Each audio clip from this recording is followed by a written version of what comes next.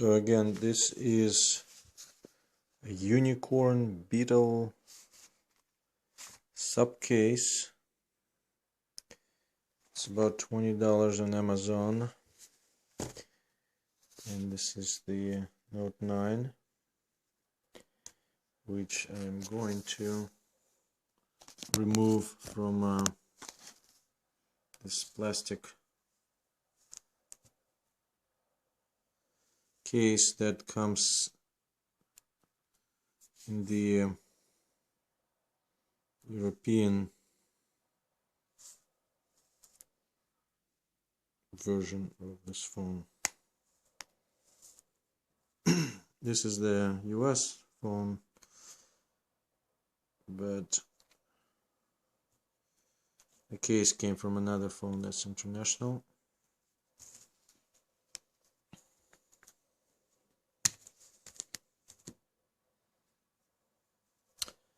I am going to clean it up. These little cleaning kits can be pretty handy. Sometimes you get them with all kinds of random purchases, cameras. I think this one came with a tablet, I think. I don't exactly remember. Still has some fluid. So I'm just going to make sure the surface is clean, as I've been using the phone for about a week without any screen protector, so it has some fingerprints. Okay, let's do that. Okay, let's continue.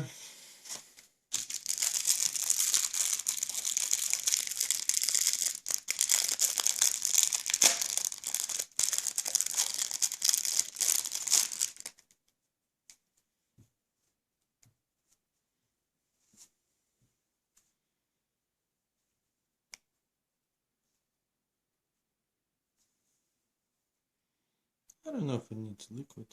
Oh, why not?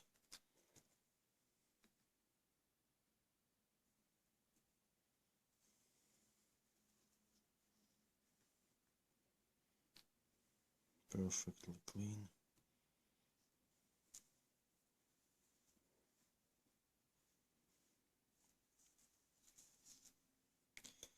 The interesting thing I noticed about this glass, though, is that it is not as flat as the glass on Note 2 that I'm using to record this video. That screen, that glass is just like a mirror. There's absolutely no distortion. Now on the Note 9, if you look in the reflection, it's not perfectly flat. There's a little bit of a distortion. You could see kind of the waves. Let's open the box.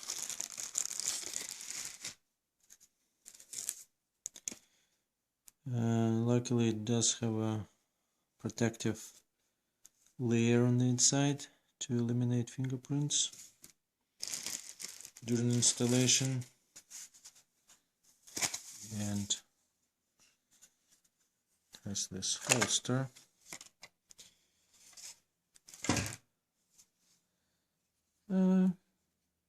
Sturdy, feels sturdy. It's pretty grippy.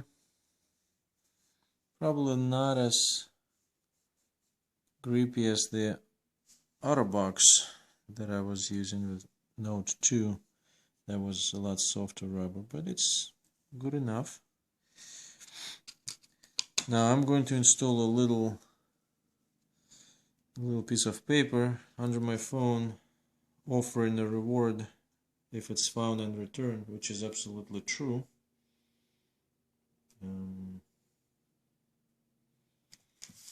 The only thing, I think this piece should go first.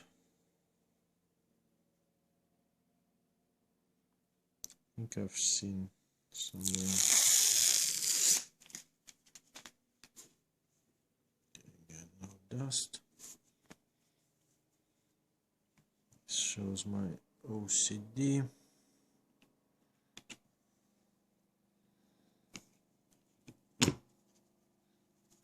Okay, so that's slid in.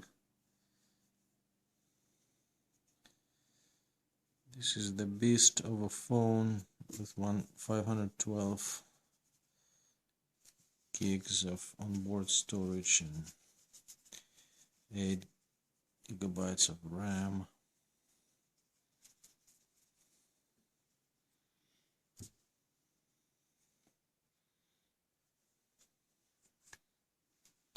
I apologize for less than perfect video. I just put the phone on the coffee box, so that's why it. Alright. Now I have a magnetic plug here, which is definitely thicker than regular surface here, so that's why it's a little more difficult to install the case, but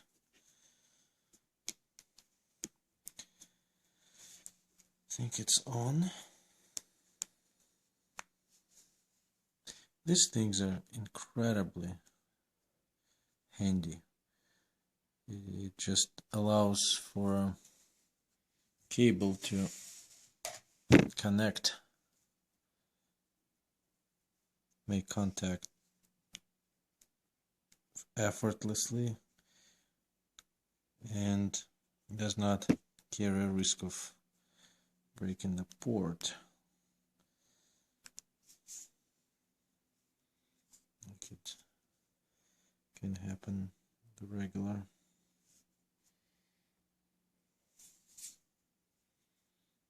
Cable. Okay, looks pretty good. I don't know if it's too bright, maybe. So let's see.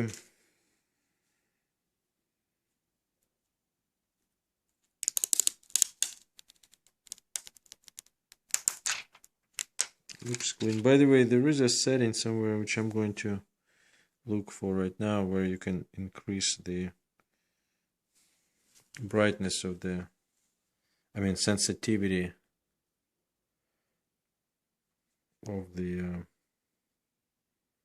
Hey, does it recognize my fingerprint here?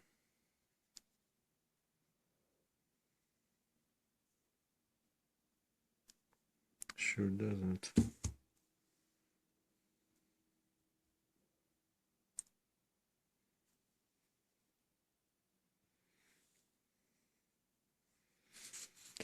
Anyway, I'll have to play with that. Let's see where that setting is. Must be somewhere on the display.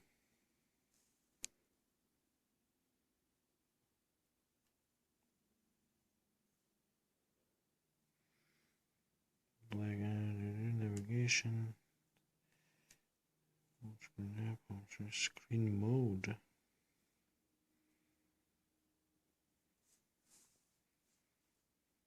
I think that's just about display. Status bar, navigation, display. Maybe it's about something about touch. I'm not too familiar yet with the Oreo Android. Metrics, no apps, no. Oh, it must be under special accessibility. Yeah, probably it's there.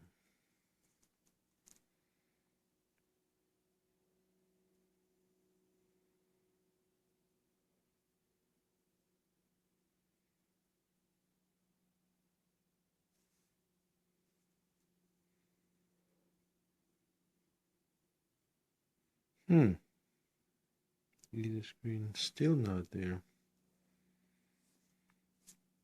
Direct access. Device. Advanced features. Maybe here. Yeah. Finger sensor gestures. Open and close apps and features with the fingerprint. No, that's not it. Smartphone, direct call, smart, easy mute, smart. Oh, touch sensitivity. This is it.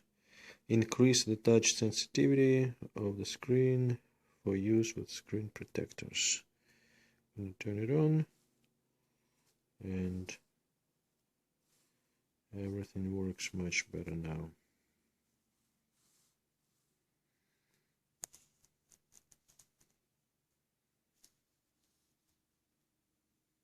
Okay, very good. What can I say? It's a good case. It's quite protective. I'm pretty pleased with it so far. It's still fairly easy to hold, and it's pretty grippy, the sides of it. The back is plastic and it's more slippery, which could be good if you're sliding it in and out of your pocket. Let me make sure my fingerprint sensor still works. Yeah, well, I guess it's still unlocked. So yeah, overall, I like it, and I would recommend it. These phones are quite expensive, so it makes sense to protect it as much as possible with a $20 screen protector. Sorry for doing this. Oh, snaps in well. Now, I had about 3 or 4 OtterBox cases, all of which broke. The plastic belt clip broke on which of them. It just takes one wrong move and you get in the car, it catches on some part of the seat and it breaks. So I'll be careful with this one. Maybe it's more sturdy. And let's see, what else can I say about it? Yeah, I know I'll be cutting this piece off, this plastic flap, port cover, so that my magnetic cable is always easy to connect. Let me actually demonstrate what that looks like. Well, here is the magnetic cable. It's a nice one, 5 feet long version. They are sold all over Amazon. It's hard. Let me put the phone down. Try it again. Right, Apple, don't fall. Okay. So when this is going to be cut off, obviously, all I need to do is just, oops, the phone is plugged in, charge it and everything.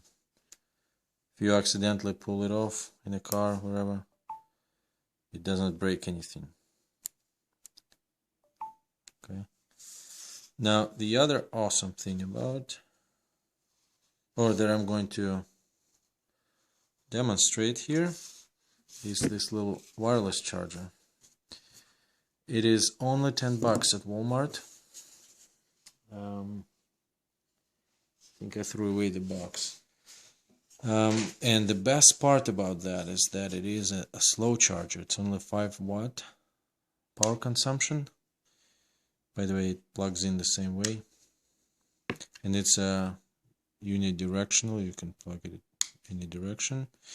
The cables have these little magnetic pieces that you put in. Otherwise, this is a normal micro USB port.